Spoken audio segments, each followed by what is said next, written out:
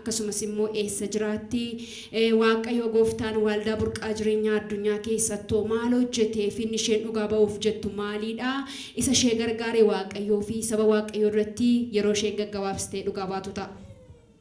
Tole duraan dursee nagaa waaqayyoon isin gaafadhaa akkam jirtu?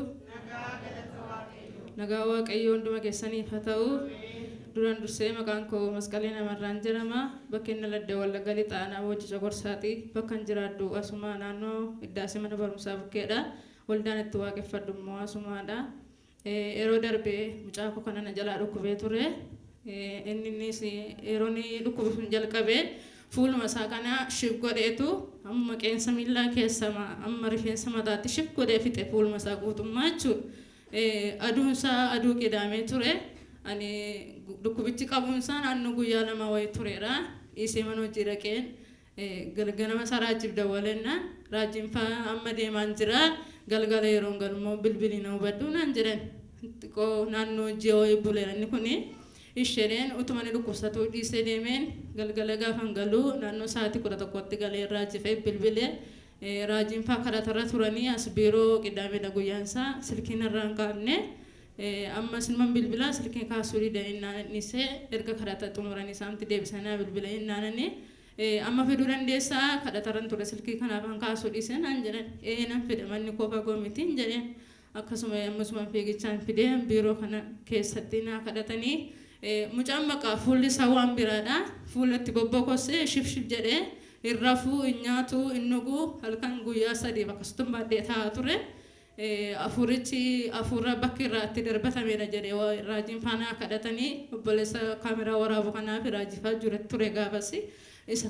inni mucicha narkaa fuudhee raajiin fa'aa baay'ee kadhatanii afurri sun irraa cabee mucaan koo guyyaa gaafasi kaatee naarafee bulee boqonnaa gaarii argatee ergasii dhukkubi sun ittiin deebinee isa kanatu dhugaan beenii lammaffaa ammasii 14 kamisa gaddaati ammas na jalaa dhukkubee. Inni kun immoo kallattii kamiitiin akka inni dhufe zim jedhee mucaan koo nagaa ture aduun isaa aduu facaasaa ture amma yeroo fincaa'u na dhukkubaa naan jedhe naan maal taate jedheen asuma achi ilaalee qaqqabennaan nagaa namni isaa waan tokko iyyuu irra hin jiru nagaa isaati sidii isaan deeman hojiin naqee facaasaa oolee roobii akkasumatti ture ilaalennaan dhiita'uu jalqabe naannoon ittiin kallattiin ittiin fincaa'u jechuudha. Utumanni inni isatuma jiru inni ta'e bakka waan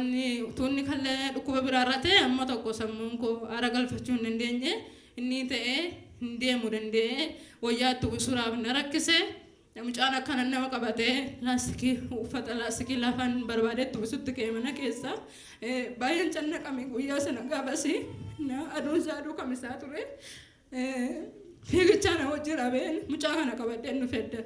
Biiroo dhaqeen bakkeen biiroo jirti raajiin faan jiranii bakkeen nama wajjin haasaa jiru naan jette maal taate mucaa kana jalaa dhukkubadhee akka surree baase itti agarsiise mucaan bakka hin deemu akka namni qabatetti adeema baay'ee dhiitee jira karaan ittiin qaamni itti fincaa'u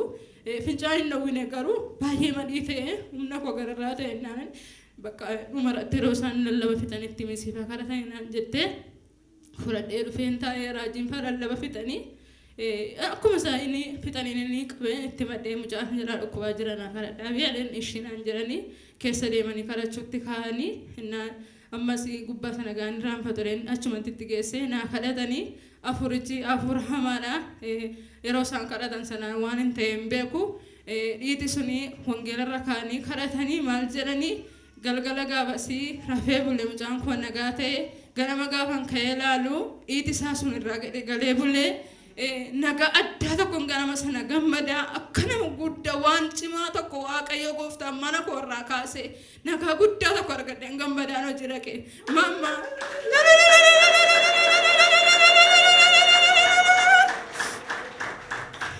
naa fayyamni dhiitees naan jenna si fayya waaqayyo fagalatu raajiin si kadhatan ilmi bakka bilbileen si waddaleen hojii dhaqee.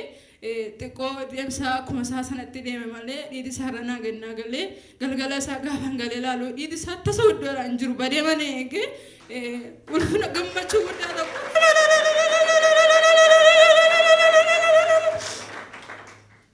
Dhiiti isaa irraa naa malee uffata sirriimatti uffatee deemsa sirriimatti adeemee erga gaafasitti mucaan koo immoo guyyaa irratti nagaa isaati kanaaf waaqayyoon naa galateeffadhaan jedha.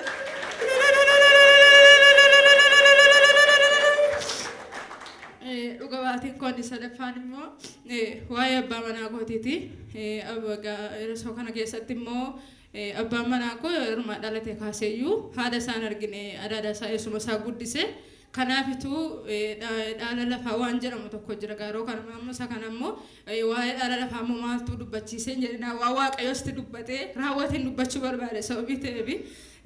waaqayyoo achiitii yeroo baay'ee obboleessaa saasaa ture lafa kana sumaaf obboleetti keenyatu fudhatin jira nuwari nama lama hafne fudhanneerraa kanaaf ati immoo gaafattee fudhachuu qabda jedhe yeroo baay'ee taasaa ture inni achi dhaquudhaaf haalli biyya isaanii sirrii miti dhaquu hin dandeenye isa kanaaf baranaa obboleettiin isaa kissii jaarsoliitti gaasofne waan jaarsoliin jedhan ragaafannee raawwii isaa arginaatti obboleettiin isaa kissii jalqabde. Kisi jalqabde kisi deemuun haalli isaan mijatu jaarsoliin safarraa lakkaa'aniitu haala lafaa kan itti deemanii jechuudha. Gaafa kana itti deemanii ati kottuu itti jedhanii as bilbilannaan kan dhufuu hin danda'u atimti wanta goote anmaas taa'insi gargaara humna kootiin malee akka itti dhufuun qabu itti jedheen obboleetti isaati.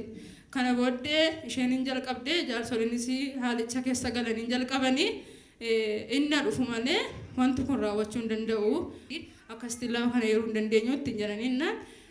sanbata guddaadha ganama isaa jedhaniitti bilbila biraazaliin isaa akkasiin jedhanii dhuftaannaan ani dhufuufis hin danda'u birrii 10,000 erguutti hin jedhanii birrii 10,000 kanas erguudhaaf hin danda'anii yoo waade waaqayyoo ta'e akka fedha waaqayyootti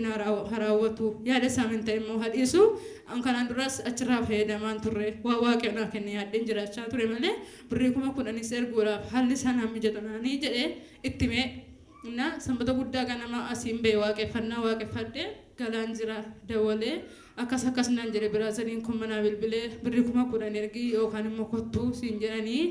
nama 10,000 qabaannee erginu garuu immoo kasaatii cherchitti deebi'ee raajifaatti nima raajiin paratti kadhatu waaqayyoo afaan isaanii duukaa harka isaanii ta'ee beeka hojii nutuun isaan duukaa hojjetu argeera sababii ta'eef nan kadhachiisa malee waan tokko yaaddeenatiin jedheenii nan galee misaan yaadne kasaatii nan dhufe deebi'ee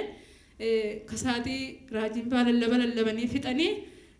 ittimuu dhiisuun jedha keessa kootiin sodaadhaa tokkotti minaan jira dhiisitu manninaan jedhu utuma isaanii na bukkee darbaniin akkasuma waccaa fi wayyaa isaanii qabeen raajii waan akkasii jira biyyaati kissii wayii jalqabamee jira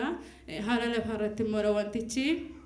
birrii ammaa kana immoo ergaa nuun jedhan immoo birrii kana hin qabnu sababii ta'eef waaqayyoon akkasina kadhattanii hin barbaadenaan jedhan nu kadhatanii tayara bakka wantichi naan jedhan ishee ameen jedhan amaneen fudhee galee asii been bakka kadhachiisaraa fi yaaddanatti wanti yaada waaqayyoo raawwatu hin jedheen bilbileetti birbaa manaa kootti kun sanbata guddaa kadhatame dafinoo oolee sagantaan sun facaasaa ture facaasaa rakkina tokko malee yaaddoo tokko malee birrii tokko malee waaqayyoo dhaqee hojii hojjetee akka inni harka isaa keessa galu godhee galanni waaqayyoof haa ta'u isa kanaa waaqayyoon naa galateeffadha.